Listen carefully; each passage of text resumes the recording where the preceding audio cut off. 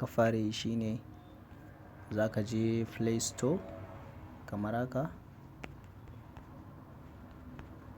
Bayan ka shiga Play Store za ka yi searching Stack VPN gashi nan, sai ka yi installation na shi haka.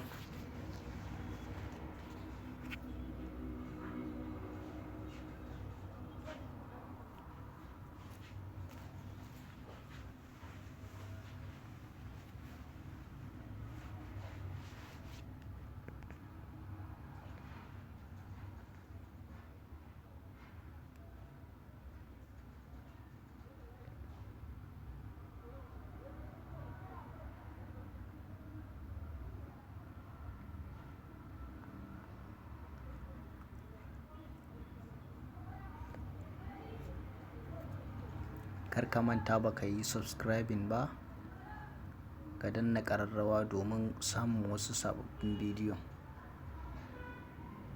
Dan Allah in kuma bidiyon ya burge ka za ka iya danna mana liking saboda mu sani cewar wannan bidiyon ya burge ka. To bayan ya gama downloading kamar haka za ka zo ka yi open nashi,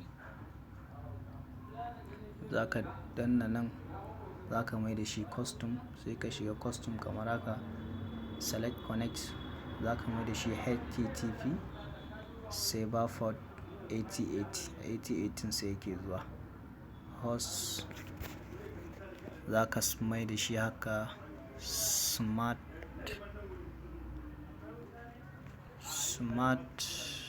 apps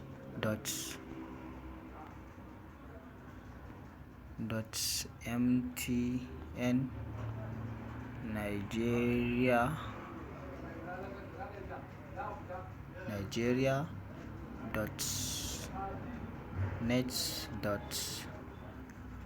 Nigeria.net.eth sai kai saving nashi.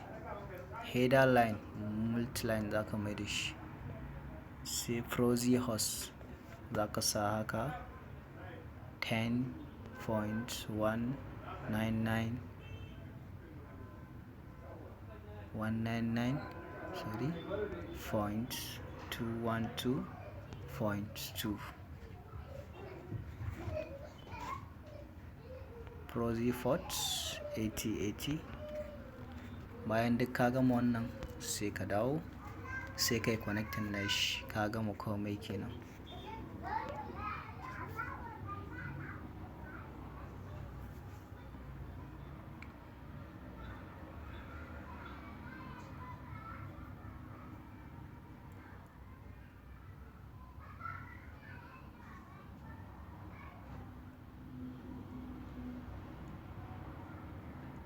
Za ka jira shi, ya danganta da yanayin network ɗin wayarka.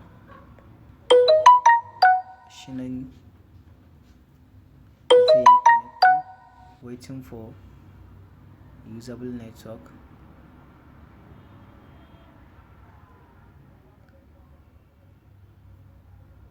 Dan Allah kar ka manta ba ka yi subscribing ba, ka danna ƙararrawa domin samun sababbin bidiyo masu mahimmanci. Da zaran ya gama searching ya yi connecting, za ka yi komai kyauta kamar yadda kuke gani. Still reconnect.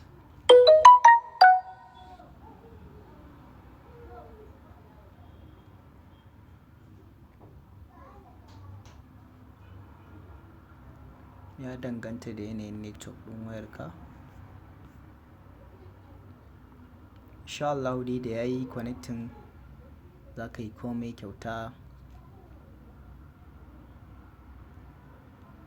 Mun gode.